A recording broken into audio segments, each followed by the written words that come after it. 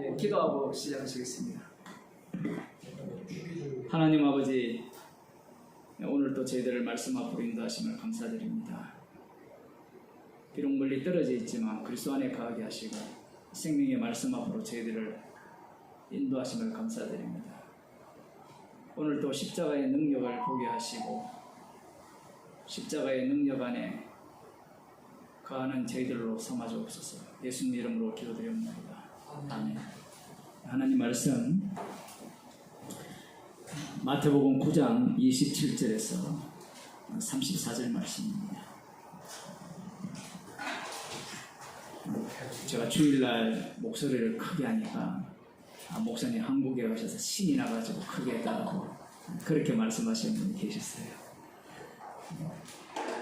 이유가 그게 아니었잖아요, 그죠? 작게 하니까 안 들린다 그래가지고 목소리를 크게 했는데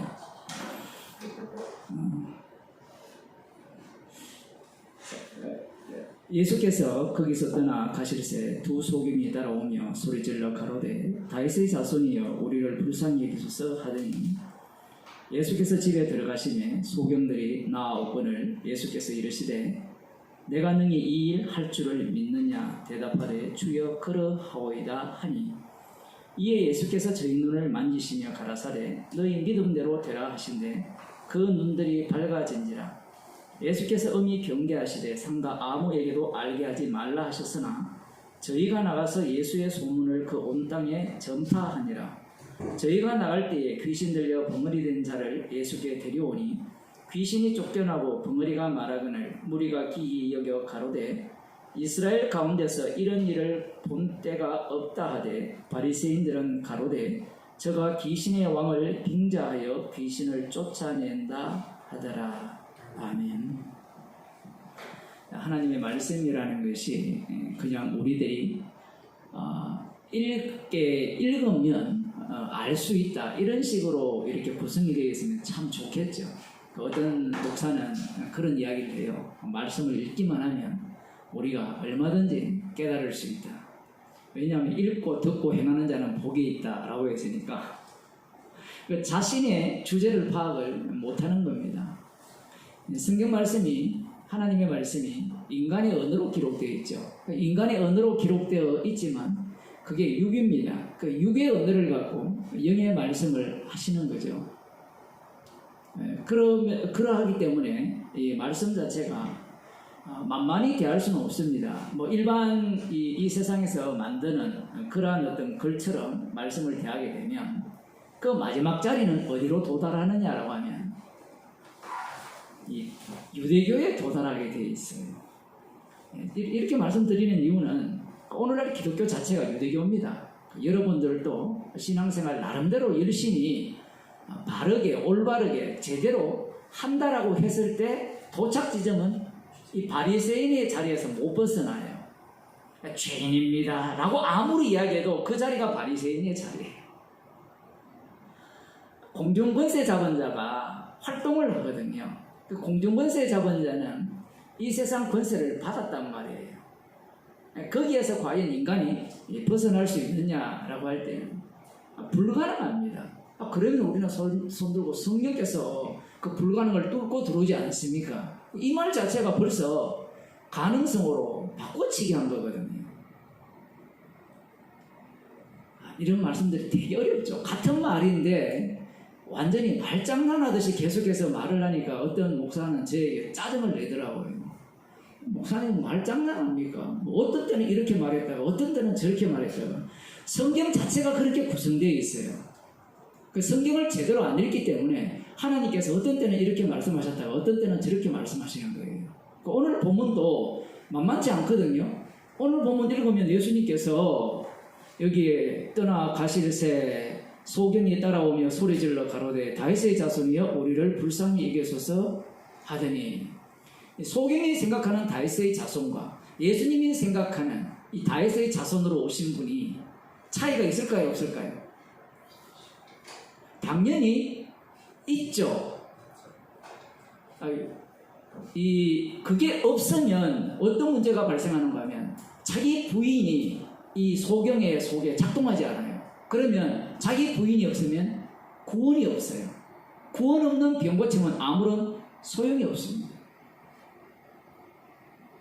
이미 구약에 눈먼 자가 눈을 뜨고 저는 자가 걷게 되는 그러한 예언들이 기록되어 있거든요. 예수님께서 세련 요한에 와서 오실 그이가 당신이 오니까 라고 물었을 때 답변을 그렇게 하셨어요.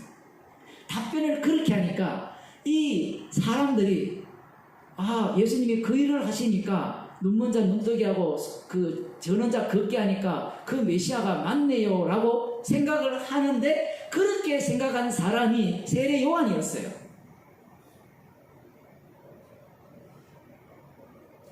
모든 게 육이잖아요. 그 속에서는 무엇을 볼 수가 없습니까? 십자가에 달려 죽으심과 부활을 볼 수가 없는 거예요.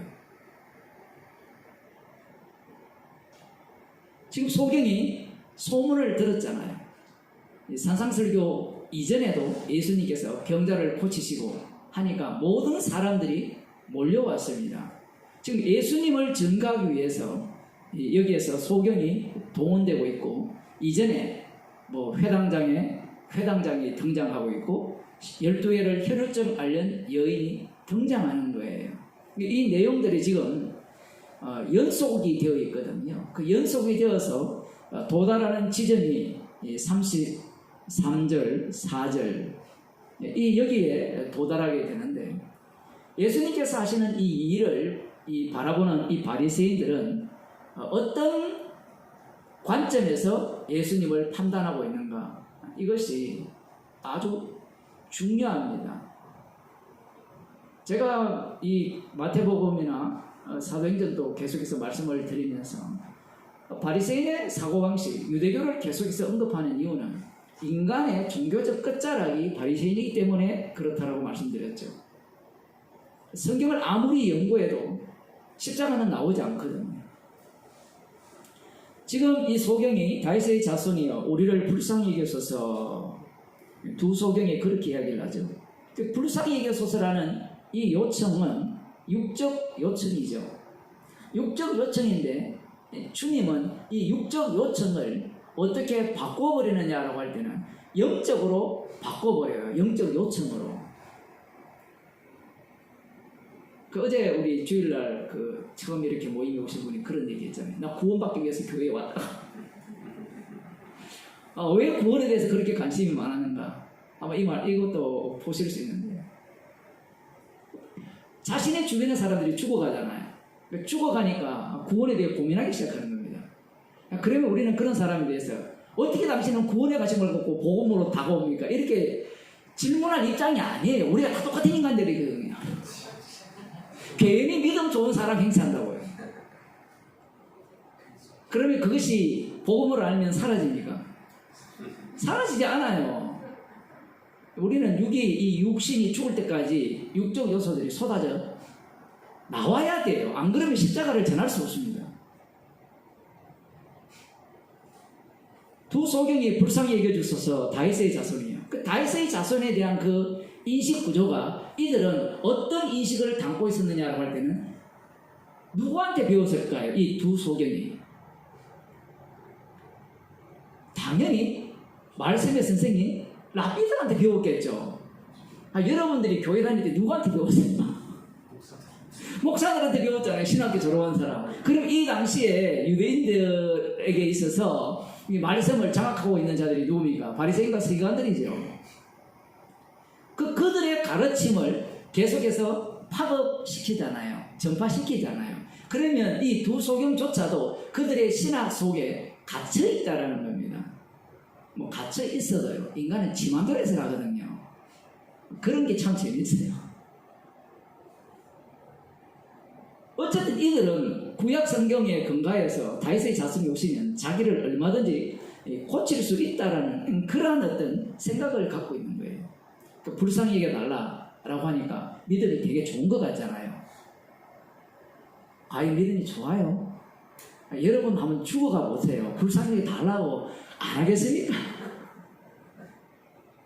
제가 아는 어떤 분은 자녀가 7살 때인가 5살 때 이렇게 갑자기 불치병에 걸려가지고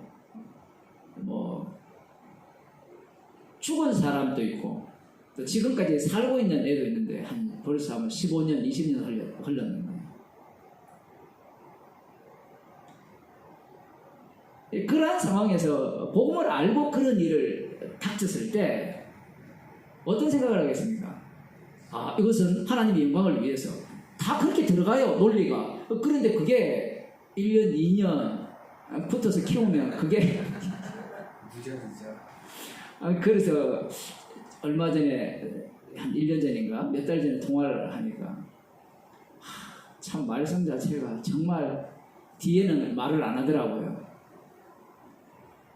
그러면 이제 반대로 너같이 자식이 그렇게 아픈 사람이 없으면 말씀 자체가 하나님의 영광을 위함이라는 것이 말장난이 되지 않느냐, 그렇게 생각할 가능성이 다분하거든요. 그런 얘기를 많이 들었습니다. 아, 당신이 그런 일을 안 닥쳤으니까 그런 설교를 하지 않느냐. 제가 그 사람들이 하고 싶은 이야기는 말씀이 우선입니까? 이게 우리 현실이 우선입니까? 인간은 현실이 우선이잖아요. 그런데 말씀이 우선이잖아요. 세상은 십자가 지신 주님을 위해서 만들어졌잖아요.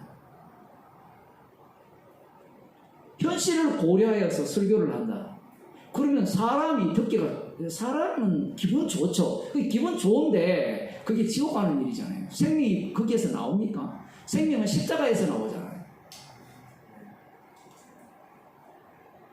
십자가에서 출발하지 않으면 설교를 할 수가 없어요. 인간의 편을 고려해버리면요, 뭐 가난한 자도 있고 아픈 자도 있고 뭐 별별 사람들이 다 있잖아요. 그 각자가 다 어떤 상황에 놓여 있느냐라고 할 때는 최악의 상태예요.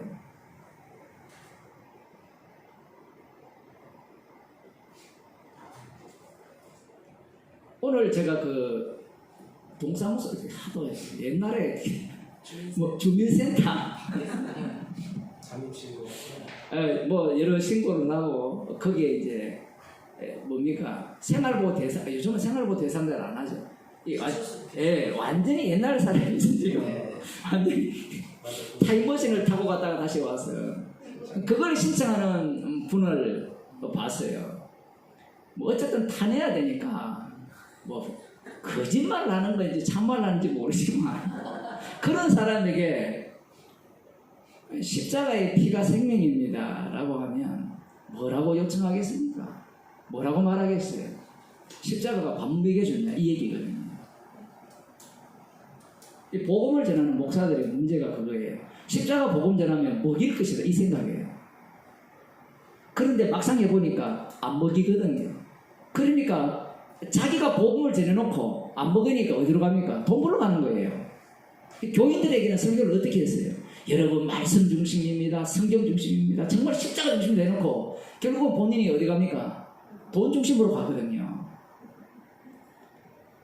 머리 좋은 사람은 그 목사의 본심을 빨리 파악을 하는데 어쩔 수 없지 않습니까? 이렇게 얘기를 하는데 뭐 그렇게 말을 하면 복음을 전하지 말든가. 지금 저를 두고 이야기하는 거예요. 어떻게 될지 모르잖아요. 근데 복음이라는 것이 그런 겁니다. 장난이 아니에요. 세상 자체가 복음을 위해서 있지 인간을 위해 있는 게 아니거든요. 다윗의 자손이 다윗의 자손 자신을 위해서 있다라고는 이 두 소경이 생각을 했을까요? 못했을까요? 생각 못하죠. 당장 지금 뭐 병원비가 없는 사람에게는 병원비가 우선이잖아요. 여러분 이들의 심정으로 한번 들어가 보세요. 아까 제가 그 자녀를 그 한 부모는 자녀가 죽었거든요. 한 2년 전에 중학교 6학년 때까지 국제학교를 다녔거든요. 멀쩡하게 잘 다녔어요. 그런데 갑자기 애가 이상하다가 뇌에 병이 왔는데 한국에 그 의사는 한 사람밖에 없는 거예요. 그 치료를 뭐 거기에 관련하는 복음도 들었어요. 그런 사람에게 복음이 들리겠습니까? 불가능이죠. 근데 성령은 불가능을 뚫고 들어가죠. 십자가를 경유해서 들어가면 십자가를 위한 세상이다. 얼마나 신나는 일입니까? 뭐 저만 신나는 일입니까? 아니, 뭐 우울증 걸려도 마찬가지예요. 정신이 건강하다고 해서 사람이 복음을 즐거워할까요? 몸이 건강하다 칩시다. 여기 오겠습니까? 주님이 은혜로 지금 끌고 오신 건데 건강하니까 지금 데리고 오신 거잖아요. 아프면 또 못 옵니다. 지금 이 두 소경이 다윗의 자손이요 우리를 불쌍히 여기셨어요. 그 간절함이 예수님께 통할까요? 안 통할까요? 야, 이런 것들이 되게 어려워요. 이 형식적으로 보면, 표면적으로 보면 간절함이 통하는 거거든요. 간절함이 통해서요. 그 간절함이 주님의 십자가 앞에서 왕창 무너지게 돼 있죠. 간절함이 있고 무너짐이 없으면 생명이 없어요. 왜냐하면 그곳에서 십자가가 전파되지 않기 때문에 그래요. 우리는 그냥 나의 간절함, 나의 욕망이 없는 상태에서 순수한 믿음을 갖고 주님께 부르짖어서 주님의 구원을 받기를 간절히 원하죠. 교회에 올 때도 말씀을 들을 때도 순전한 마음으로,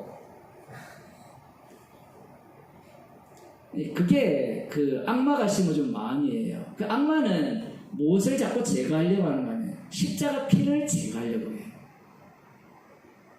우리가 복음을 들은지 이제 알게 된지 화면으로 한 2년 정도 됐고 얼굴로 본 지는 이제 한 3일 됐는데, 신문사님도 마찬가지고 남무사님은 조금 화면 직접 뵙고, 이 시간이 지나면 어때요? 시간이라는 것이 우리에게 의미를 부여해 줍니까? 안 해줍니까? 부여하지 않아요. 보통 세상에서는 이게 시간이 지나면 믿음이 더 좋아지고 이렇게 뭔가 뭐랄까요, 든든해지는 이런 교육을 하잖아요, 교회에서. 근데 복음 세계에 들어오니까 복음을 들으면 들을수록 무너지기 바쁘죠.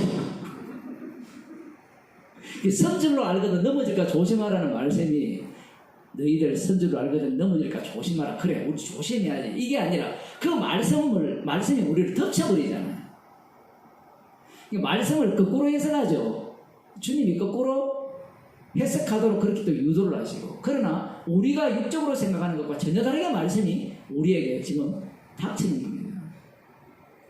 이 두 소경의 입장에서는 당연히 불쌍히 여겨달라, 그럴 수밖에 없는 겁니다.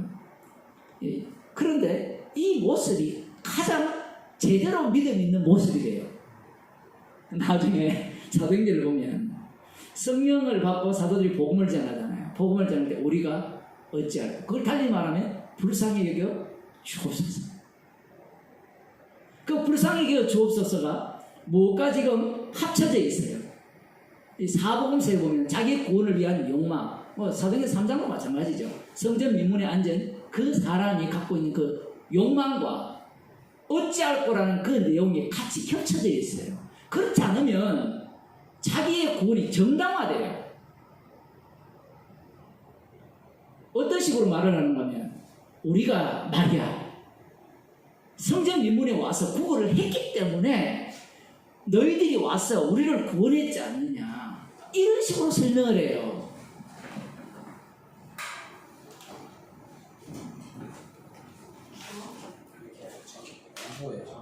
네.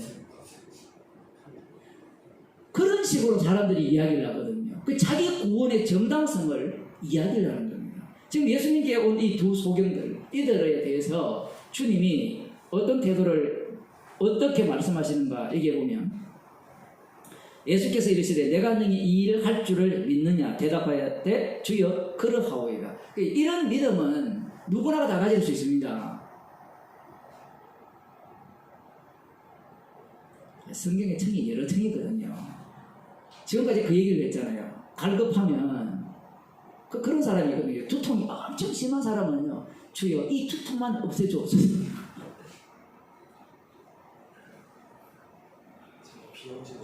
네. 네.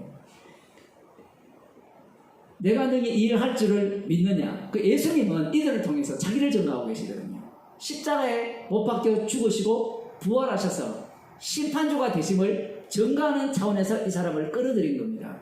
그래서 이들은 예수님의 말씀에 맡긴 거예요. 그들의 욕망과 예수님의 말씀이 만나니까 그들은 거기에 맡겨서, 얼마나 신난 일입니까? 우리가 기도할 때 정말 내가 능히 비염을 고칠 줄로 믿느냐? 그러면 뭐라 하겠어요? 당연하죠.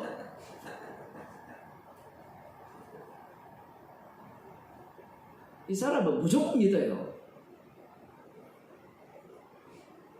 예수님께서 저희 눈을 만지시며 가라사대 너희 믿음대로 되라 하신대 그 눈들이 밝아진지라. 예수께서 엄히 경계하시되 상가 아무에게도 알게 하지 말라 하셨으나 저희가 나가서 예수의 소문을 그 온 땅에 전파합니다. 예수님께서 그들의 소원을 들어주셨습니다. 만일에 이것이 눈이 밝아진 상태로 끝나버린다면 이들은 본격적으로 소경이 되어버리는 겁니다. 요한복음 10장과 이렇게 맞물려 있거든요. 요한복음 10장과 이 본문을 연결하지 않으면 우리는 이러한 예수님의 능력 있는 예수님을 믿고자 하는 그러한 어떤 이 욕망, 그것을 바탕으로 예수님을 찾게 되죠. 눈 뜬 자들은 감기게 하고, 감긴 자들은 눈 뜨게 하고, 보는 자들은 보지 못하게 하고, 보지 못하는 자들은 보게 한다라는 그 말씀의 내용이 여기에 담겨 있어요. 그러면 마태복음에서는 왜 그 얘기를 하지 않는가? 지금 그 내용도 깔려 있지만 다른 부분을 지금 조금 강조한다라고 볼 수 있습니다. 그러면 이 눈뜬 두 사람은 구원을 받았으니까 말았으니까 우리 질문을 또 들어가잖아요. 그걸 묻지 말아야 됩니다. 지금 여기에서는 두 가지 요소를 동시에 보여줘요. 지금 눈 떠서 지옥 가고요, 눈 떠서 천국 가요.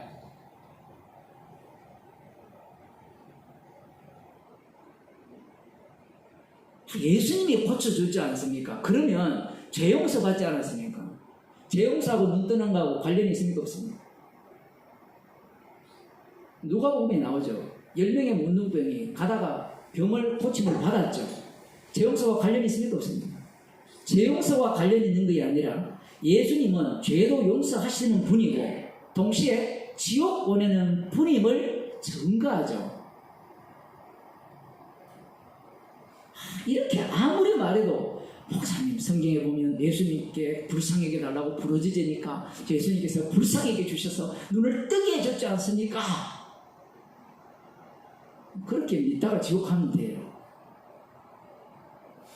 그런 사람에게는 꼭 마귀가 활동을 합니다. 병을 고쳐주죠. 병을 고쳐주면 그 사람이 십자가를 자랑해요? 병 고침 받은 그걸 자랑합니까? 당연하죠. 예수님이 내 병을 고쳐줬습니다. 예수님은 어떤 분이 되죠? 무당이 되는 거예요. 내 병을 고쳐줍니다. 무당은 자기가 작두를 타서 병을 고쳐주시지만 예수님은 내가 기도하니까 들어주더라는 거예요. 그게 예수 무당이죠. 그게 어떻게 진짜 십자가이신 주님이 되느냐 이 얘기입니다.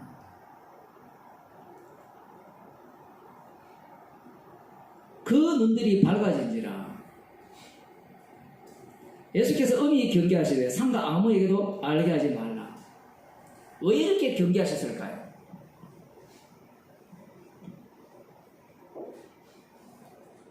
경계하신 이유는 간단합니다.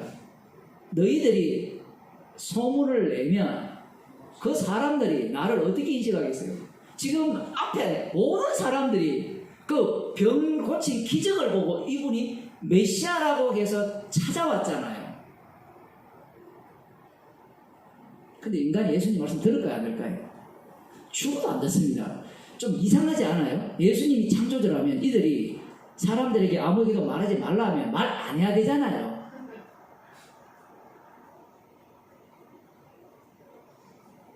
그런데 이들이 말을 하죠. 그러면 하지 말라는 말은 말을 하라는 말이거든요. 그래야 예수님에 대해서 어떤 오해가 발생합니까? 예, 우리는 무당이라 하지만 바리새인들은 이 귀신의 왕, 지금 귀신의 왕 바알세불 마태복음 12장에도 등장하거든요. 지금 그 사태를 유발하기 위함이에요.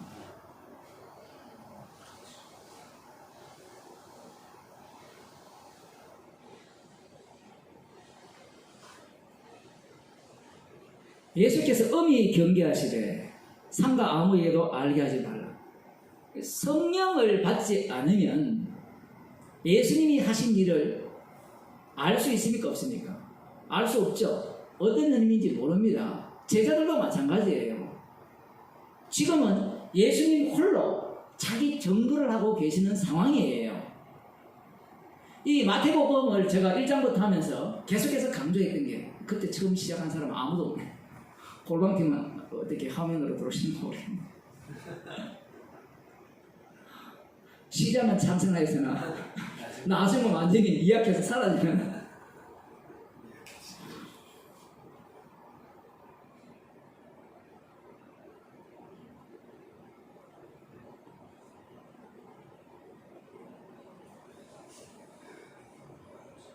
엄히 경계하시되 아무에게도 알게 하지 말라. 그 이들의 신앙의 바탕이 이 바리새인들이라 했죠. 그런데 뭔가 어긋나기 시작하는 겁니다. 아까 제가 그런 얘기했죠. 똑같은 말씀을 듣는데 자기 형편에 따라서 말씀을 지 맘대로 해석한다고. 이들도 마찬가지예요. 그런데 바리새인은 예수님을 향해서 예수님 행하신 그 일들을 보고 귀신의 왕을 힘입어 귀신을 쫓아낸다, 이렇게 평가를 내리거든요.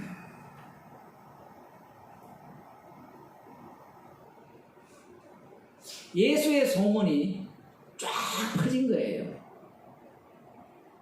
어떤 소문? 지금 이 과정이 나오잖아요. 다윗의 자손으로 오신 그분이 우리의 두 눈을 뜨게 했다. 자, 여기까지는 사실 어떻게 보면 별 문제가 없는 것 같잖아요. 그런데 바리새인들은 말씀에 근거하여서 예수님이 행하시는 일을 살펴보고 있는 겁니다.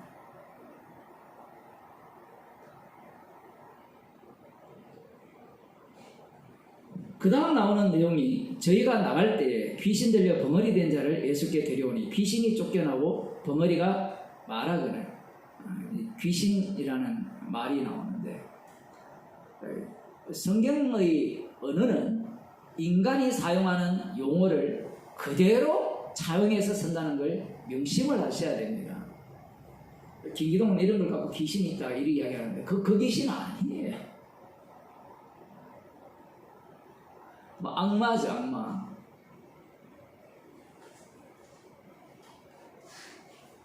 귀신이 쫓겨나고 벙어리가 말하거늘 무리가 기이 여겨 가로되 이스라엘 가운데 이런 일을 본 때가 없다, 이렇게 말을 하죠. 그럼 이들은 무엇을 보고 놀라는 겁니까? 벙어리가 말하는 것을 보고 놀랐고, 앞서 두 소경이 눈 뜬 것을 보고 놀란 거예요. 그런데 지금 예수님께서 이 일을 하시면서 여호와 하나님을 지금 끌어옵니까? 안 끌어옵니까?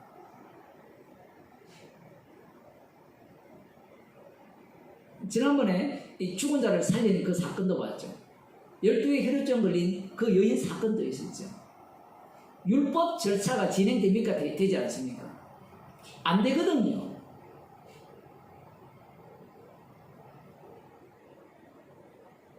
뭔가 율법대로 가르치는 것 같은데 그가 행하시는 일들을 볼 때 이 바리새인들은 말씀의 전문가들이니까, 지금 우리들은 예수님 행하시는 일을 보고 구약과 비교해서 예수님이 귀신의 왕을 힘입어 귀신을 쫓아낸다라고 평가를 내릴 수 있어요, 없어요?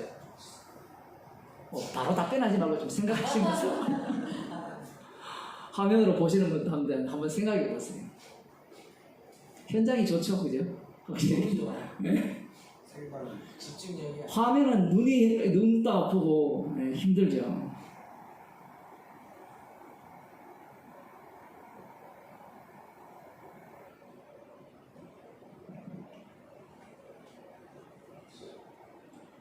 우리가 지금 이 성경을 읽으면서 이 바리새인이 예수님을 평가하는 그 평가를 할 수 있어야 돼요. 그 평가를 그렇게 못한다는 것은 구약을 모른다는 거예요. 아이, 목사님, 이 바리새인들은 뺏다가기 때문에 이래 하지 않습니까? 뺏다가기 때문에 그렇게 본 거 아니에요. 예수님을 십자가에 못 박을 때 자칭 하나님을 해서 죽였잖아요. 성전을 헐라 내가 사흘 만에 일으키겠다. 그래서 죽였잖아요. 율법을 거스렸죠. 그래서 죽였잖아요. 그들의 말이 다 맞아요, 틀려요? 다 맞거든요. 우리는 이들의 관점이 잘못됐다라고 먼저 시작하고 들어가요. 교회에서 목사들이 하도 그렇게 세뇌를 시켜서 바리새인은 외식한다 계속 하니까 외식의 의미도 몰라요. 진짜 외식은 율법의 의로는 흠이 없는 게 외식이에요. 나는 십자가가 필요 없어요. 나는 정말 주님 앞에 의인입니다. 이게 외식이라니까요.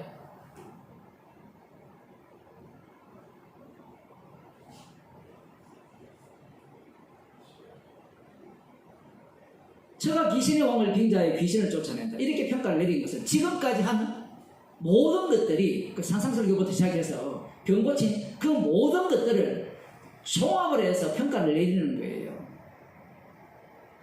귀신의 왕을 힘입어 나중에 바알세불이라고 이렇게 나오죠.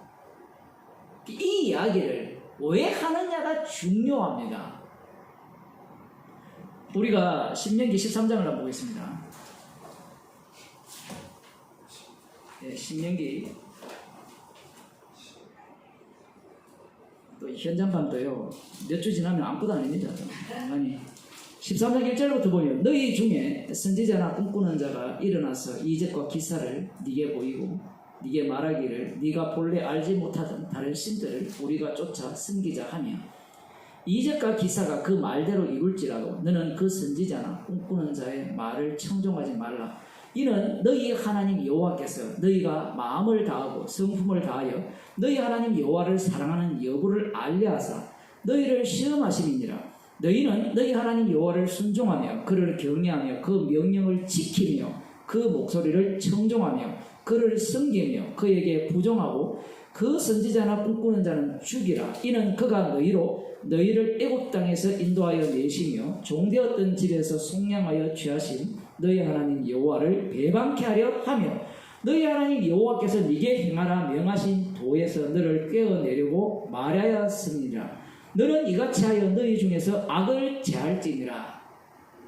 이렇게 명령이 내려갈 때 아멘 했죠. 당연히. 왜? 광야생활 38년을 지나왔잖아요. 아멘 하자마자 약속 땅에 들어가서 어떤 짓을 벌입니까? 그들에게 필요한 것이 어떤 사람이, 어떤 선지자예요? 참 선지자입니까? 거짓 선지자입니까? 거짓 선지자가 왜 필요해요? 거짓 선지자의 특징은요, 나를 위해 있거든요. 가짜 목사의 특징은요, 나를 위해 있어요. 사람들이 제가 한국으로 와서 이렇게 여러분 모임을 이렇게 하잖아요. 다 두 눈을 뜨고 지켜보는 거예요. 설교를 어떻게 하는가. 그냥 저 혼자 상상하는 겁니다. 교인들을 듣기 좋은 소리를 하는지 안 하는지. 복음이라는 것이 내 손안에 장악이 된다면, 그죠? 그리고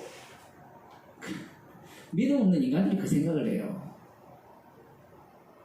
사람의 말을 들어요. 우리들이 보기에는 듣는 것 같잖아요. 인간은요, 사람 말을 안 듣습니다. 악마의 말을 들어요. 이와 달리 성령 받은 사람은 주님의 말씀을 듣죠. 어느 누가 목사의 말을 듣습니까? 목사가 복음 전한다고 목사 말을 들어요. 거짓말 하지 마세요. 예? 집사님, 제 말 안 듣잖아요. 제가 누누이 얘기가 아니라고 하는데 안 들으면서 목사 말을 듣는다고 하는데, 그걸 빨리 파악을 해야 돼요. 세상은 두 쪽으로 나눠져 있거든요. 영에 속한 자와 육에 속한 자. 영에 속한 자는 주님의 말씀을 듣고, 그 육에 속한 자들은 악마의 말에 귀를 기울이거든요. 그럼 목사가 복음 외에 뭘 이야기할 수 있어요? 자기 말을 통해서 사람을 설득할 수 있어요. 그것도 지 맘대로 돼요. 그것도 주께서 마귀를 통해서 도와줘야 돼요.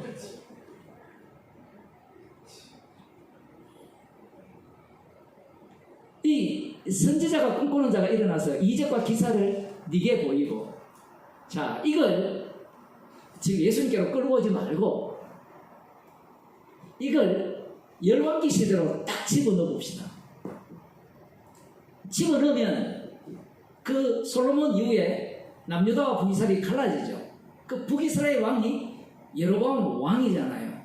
그 왕이 우상을 섬겼다라가 나오잖아요. 그럼 우상을 섬길 때는 반드시 누가 필요하죠? 제사장이 필요하죠. 그럼 제사장이 필요합니까? 제사장만? 신의 말을 듣는 선지자도 필요한 거예요. 그러면 그 제사장과 선지자들이 활동을 할 때 효력이 있었을까요? 없었을까요?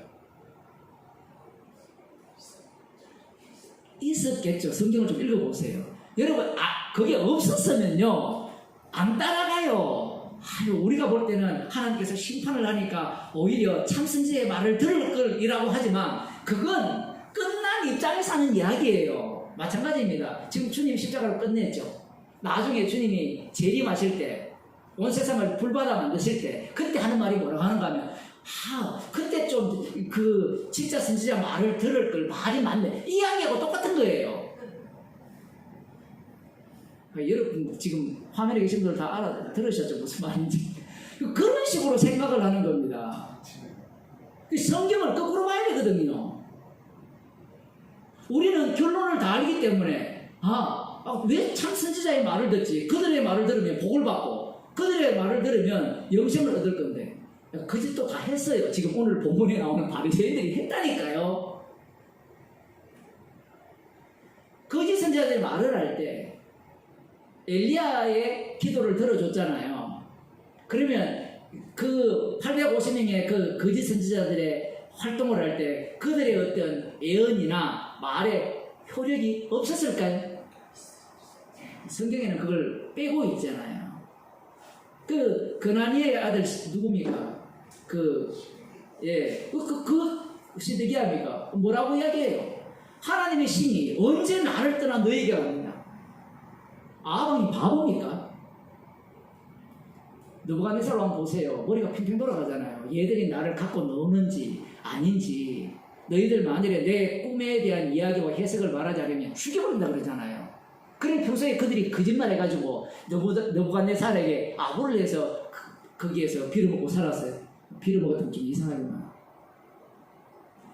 그렇지 않거든요. 옛날에 제사장이나 선지자들이 다 예언을 하잖아요. 나름대로.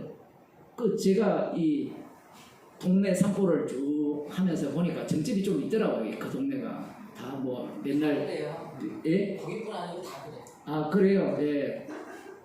보니까 예언하는 집 보니까 집이 너무 초라해요.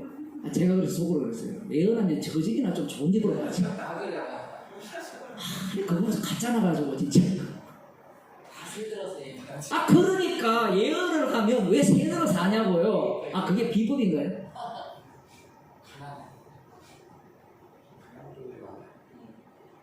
거기에 찾아가는 인간들이 더 웃기죠. 지질이 공상으로 사는데 거기에 찾아가서 또 점을 보는 거예요. 그러면 효력이 없을까요? 있을까요? 사람마다 다 다르다고 생각하죠. 인간은 하나만 맞으면 다 맞아요. 인간의 의식 구조는 하나만 당첨하면요. 예. 그러면 그걸 누가 그렇게 하시죠? 주님이 그렇게 거짓 것을 믿게 하십니다. 우리의 의식 구조를 바꿔야 돼요, 여러분. 지금 여기에서 이렇게 명령을 내렸을 때 아멘 해놓고 여러분 시대에 이들이 그곳에 들어가서 어떻게 합니까? 이 기적이나 꿈꾸는 자, 그 선지자가 이렇게 이적과 기사를 보이고 말하기를, 그 다음 나오는 얘기가 뭐예요? 네가 본래 알지 못하는 여호와를 버리고 우상을 섬기자, 이렇게 말할 줄 알았죠? 아니에요. 이게 바로 진짜 여호와라. 이미 출애굽기 32장에 나왔잖아요. 황금 송아지 만들어 놓고 이게 진짜 여호와라고. 그 여호와의 의미를 언약의 하나님으로 이야기하지 않고 뭘로 바꿔치기가 해버립니까? 언약의 하나님은 철저하게 여호와의 이름을 위한 여호와가 되거든요. 그런데 그 여호와를 뭘로 바꿔버려요? 자기를 위한, 나를 위한 여호와. 그러니까 이 선지자, 꿈꾸는 선지자가 나타나서 이적과 기사를 보이면서 네가 알지 못하는 다른 신들을 우리가 쫓아 섬기자. 그 다른 신이 뭐예요? 여호와 하나님이라니까요. 바알과 아세라도 많은데 오늘날 교회를 보세요. 예수님 믿는다고 하잖아요. 예수님 믿는데 그 들어가 보면 다 뭐가 들어앉아 있어요. 부적이 다 붙여져 있고 절간이잖아요. 절간. 거짓 선지자라고 하니까 뭔가 대놓고 우상 선지자 이렇게 나오는 건 아닙니다. 성경에는 물론 그러한 거짓 선지자도 있지만 그렇지 않습니다. 그렇게 간단하게 해결되는 문제가 아니에요. 자, 이들이 지금 너는 그 선지자나 꿈꾸는 자의 말을 청종하지 말라 하죠. 그리고 계명을 지키라 합니다. 명령을 따르라고 이렇게 명을 내렸어요. 그런데 그 이스라엘 백성들이 이 말씀을, 명령을 따릅니까? 안 따릅니까? 안 따르죠. 어떻게 합니까? 누구를 쫓아갑니까? 거짓 선지자를 쫓아가죠. 그래서 북이스라엘이 아수르에 멸망당하고 남유다가 바벨론 제국에 멸망을 당합니다. 그러면 이 신명기 14장 말씀을 왜 주셨어요? 왜 주셨습니까? 신명기 13장 말씀.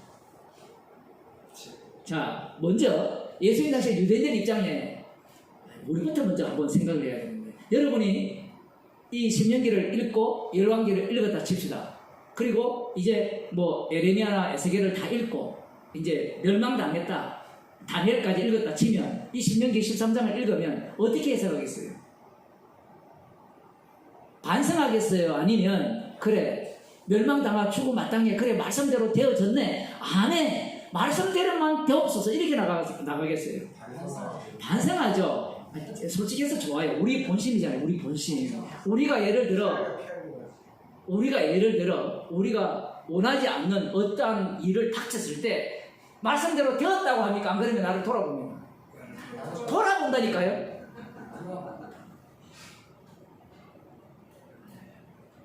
제가 오늘 한 1시간 전에 와가지고 우리 성격이 좀 이상한 사람이라가지고 부모님 지금 등록을 했거든요. 허락을 안 해요. 한 100번 했어요. 진짜. 원래 제가 손이 이게 비누를 잘못 쓰면 흰색 비누 외에는 써버리면 이게 다 까져버립니다.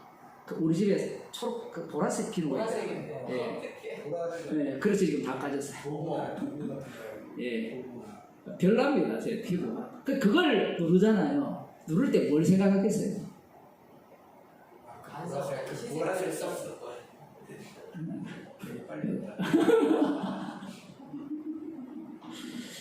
저는 이런 생각을 했어요. 천국이라는 것은 이게 내 예상과 다르게 진행이 되는 거예요. 나의 예상과 기대와 다르게 진행해요. 약간 제가 말을 돌렸지만 그 인간 자체가 내가 바라는 상황과 전혀 다른 그 현실에 직면하게 되면 말씀대로 되어졌다라고는 절대로 생각하지 않습니다. 저는 말씀대로 되어졌다고 생각했어요. 안 되는 게. 정말 내 뜻대로 되는 게 아무것도 없구나. 일단 여기까지는 내 뜻대로 왔거든요. 왔는데 안 넣어주니까. 그래서 얼마나 다급하게 설치를 했습니까? 일찍 왔으면 유튜브에 이렇게 미리 올려서 이렇게 예정을 해가 이렇게 하는, 그것도 안 돼요. 하지 말라는데 뭐 어떻게 합니까? 그 인간 자체가 그렇게 생각을 하는 겁니다. 이 신명기 13장 말씀을 읽고 자기 조상들이 멸망을 당했어요. 거짓 선지자들을 쫓았기 때문에 멸망당했거든요. 그러면 이들은 마음에 다짐을 하는 겁니다. 좀 이해해 주세요, 이들을. 주식 투자한 사람이 망했으면 다시는 그러지 하지 않겠다라고 하잖아요. 백날 해도 소용없으면 또 하거든요. 이들은 그 타임에 딱 걸려든 거예요. 예수님을 살해할 타임. 계속 가면 이렇게 안 살아요. 지금 개판됐잖아요, 유대인들이. 어느 누가 십자가를 위한 세상임을 인정하겠습니까? 지금 이걸 읽으면 누구한테 유익하다고 생각해요? 나에게 유익하다, 이스라엘 백성들에게 유익하다라고 생각을 하지. 이렇게 지키면 언약의 하나님은 생각도 않는 거예요.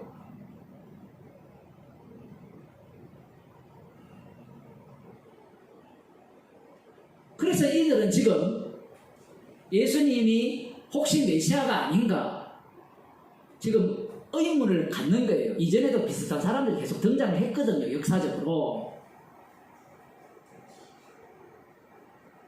그런데 등장을 했는데 아니었거든요.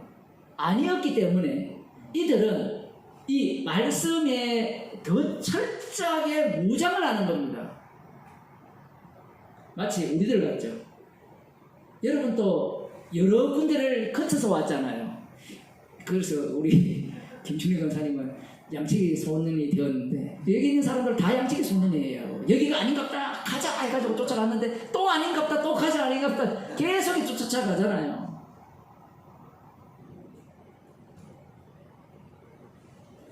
유대인들도 바리새인들도 똑같습니다. 혹이나 아닐까. 그래서 더 철저하게 검증을 하는 겁니다. 무엇을 바탕으로? 말씀을 바탕으로. 쉽게 이야기할 수 있어요. 육이기 때문에 그렇다 이렇게 갈 수 있는데 그렇게 하면 죄가 안 나와요. 죄가 안 나오면 우리의 죄가 나오지가 않아요.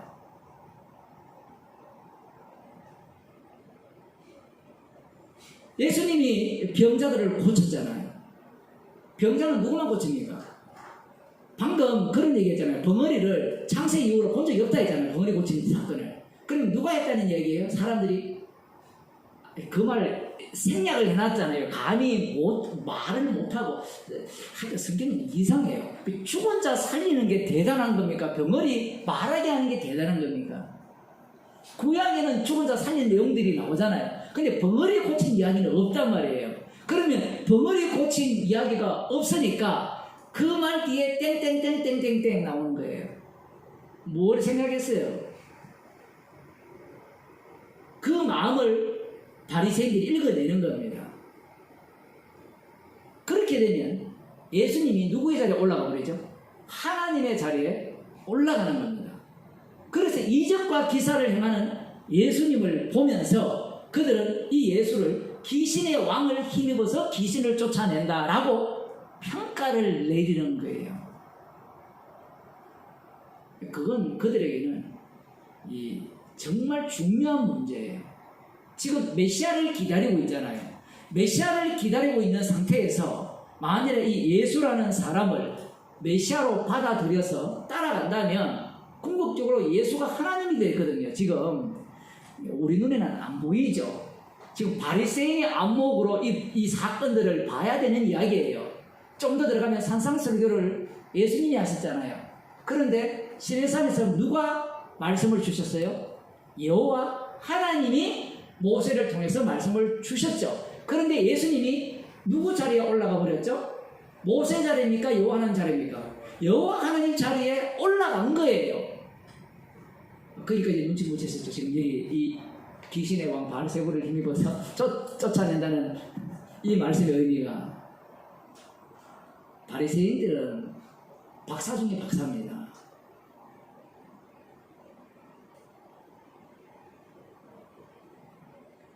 그러면 왜 그렇게 이들은 이 부분에 대해서 신중하냐라고 할 때는 메시아를 기다리는데 이 가짜 메시아가 자기가 하나님이라고 해버리고 다른 우상을 쫓아라고 해버리면 지금 겨우 남은 자들이 요만큼 유대인들 이렇게 남아있는데 이들도 어떻게 돼요? 하나님이 가만두겠습니까? 안 두겠습니까? 심판하잖아요. 말씀대로 되어졌잖아요. 되어졌기 때문에 심판이라는, 그러면 그게 멸망당하면 메시아 왕국, 자기들이 기다리는 메시아 왕국은 사라지는 겁니다. 지금 마태복음 자체가 천국을 기다리거든요. 그런데 기다리는 천국과 온 천국이 너무나 달라요. 천국을 기다리는 자들이 오히려 온 천국을 박살내버리죠. 죽여버립니다. 지금 이들은 천국을 기다리고 있거든요. 하나님 나라를 기다리고 있어요. 그걸 메시아 왕국이라고 하는 겁니다. 그걸 기다리고 있는데 이 예수라는 작자가 병을 고치면서 자기를 어느 자리로 가버립니까? 지금 여기에 보면 다시 마태복음으로 가서 야 정말 이게 사상설교도 마찬가지고 내가 너희에게 이르노니 이렇게 나와버리잖아요. 예수님 자신을 어느 자리에 올려버렸어요? 요한은 자리에 올리거든요. 지금 9장에서도 이 예수님께서 병자를 고치시면서 여호와 하나님께 영광을 돌려라 이렇게 말씀을 하시면 제가 지금 읽다가 놓쳤나요? 안 놓쳤죠? 여호와 하나님께 영광을 돌려라, 여호와 하나님을 믿어라 이런 말씀을 하셨으면 바리새인들이 이런 이야기를 안 합니다. 우리 같으면 어떻게 하죠? 그렇게 하는 게 예수님을 다 더 잘 증거하잖아요. 여호와의 하나님을 믿으라 해가지고 내가 여호와 이름으로 왔다, 내가 진짜 메시아 맞지, 이렇게 좀 말씀을 해주시면 이해가 되고 납득이 되잖아요. 그런데 그거 완전히 무시해버리잖아요. 자기를 어느 자리에 올려버립니까? 여호와 하나님 자리에 올려버리죠. 지금 바리새인이 그걸 눈치챈 거예요. 진짜 예수님이 그분이 맞아요. 여호와의 이름 없이 참 하나님이 맞단 말이에요. 근데 그들의 눈에는 예수님이 뭘로 보입니까? 여호와 하나님으로 보여요, 안 보여요? 안 보이죠? 그러면 뭘로 보입니까? 이 가짜 선지자, 우상을 섬기게 만드는 그 앞제비로밖에 안 보이는 겁니다. 자신을 어느 자리에 올리는 거예요? 추의 자리로 올리는, 마치 누구와 같은 모습을 보이고 있습니까? 예수님이 느부갓네살 왕 같은 모습을 보이죠.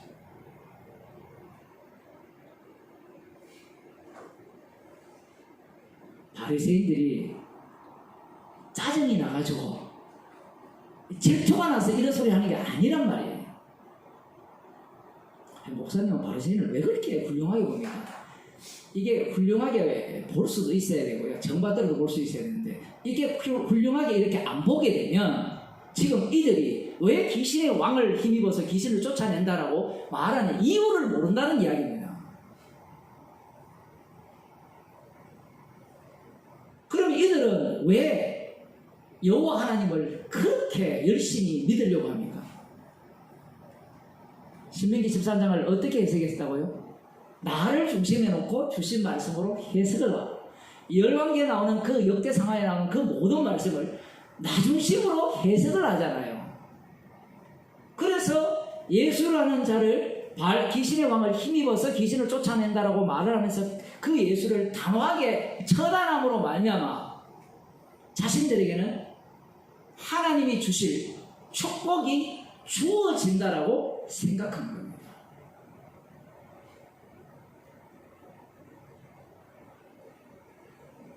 그 모습이 귀신의 왕 바알세부를 힘입어서, 여기는 바알세부 이름이 아직 안 나오지만 12장에 가서 나오지만 귀신의 왕을 힘입어서 여호와 하나님을 공경하는 모습이에요. 이러한 내용들이 옛날 이야기잖아요. 그럼 우리에게는 이게 관련이 있습니까? 없습니까? 똑같아요. 이것이 뭘로 다시 옷을 바꿔 입습니까? 예수, 십자가, 복음, 이걸로 다 바꿔 입어버려요. 다 바꿔 입어가지고 완전히 전신 갑주를 입어버려요. 십자가로 전신 갑주를 입어버리니까 나는 망하면 안 된다는 거예요. 우리 모임이 빨리 망하면 좋겠어요. 제가 그런 거 듣는 거 되게 싫어하거든요. 이것도 교만이거든요. 교만인데 복음의 전신갑주를 입으면 사라져야 되거든요. 자꾸 해체가 되는데 성경이 말하는 복음의 전신갑주는 그런 의미예요. 날마다 죽는 게 전신갑주 입은 사람의 모습인데 이게 거꾸로 전신갑주를 입어버려요. 입어놓고 하는 말이 십자가만 이야기하고 예수만 이야기하고 그러면서 나 망하면 안 돼. 그게 바로 귀신의 왕 바알세불을 힘입은 거예요. 복음을 이렇게 제대로 아신지 찾은지 얼마 안 되셨겠지만 어쩔 수 없습니다, 여러분. 그 찾으신 목적이 뭐냐는 거예요. 전신갑주 입으려고 찾았거든요. 좀 솔직해집시다, 맞죠? 네? 그죠? 네. 구원받으려고도 그렇고 이 전신갑주를 입으면 어때요? 내가 완벽해지거든요.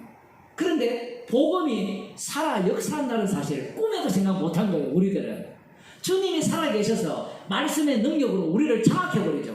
날마다 죄인을 만드시면서 십자가 앞에 우리를 서게 합니다.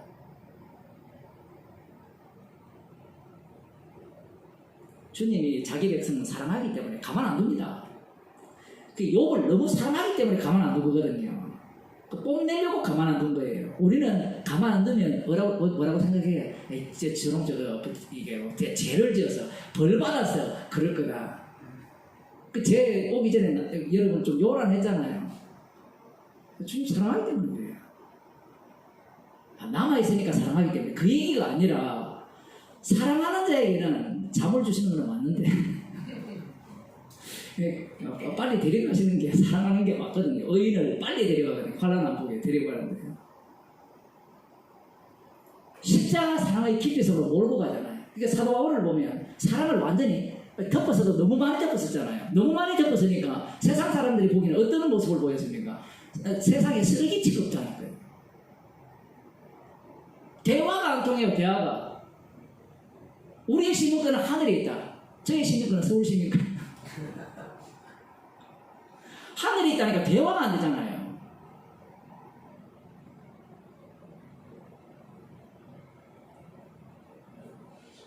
우리 자신이 바리새인의 모습을 그대로 계속해서 담아낸다는 사실을 오늘 또 말씀을 통해 우리에게 책망하시면서 들려주시는 겁니다. 기도하시겠습니다. 하나님 아버지, 주님의 대적자가 우리 자신이며 주님께서 십자가의 피만을 자랑케 하기 위해서 말씀 속으로 말씀의 세계로 저희들을 몰아넣으셔서 십자가에 달리신 그 주님의 주되신만을 증거하는 인생으로 저희들을 살리시고 인도하심을 감사드립니다. 우리의 인생이 나를 위한 인생이 아니라 십자가에 못 박혀 죽으신 주님을 위한 인생으로 살게 하여 주옵소서. 예수님 이름으로 기도드립니다.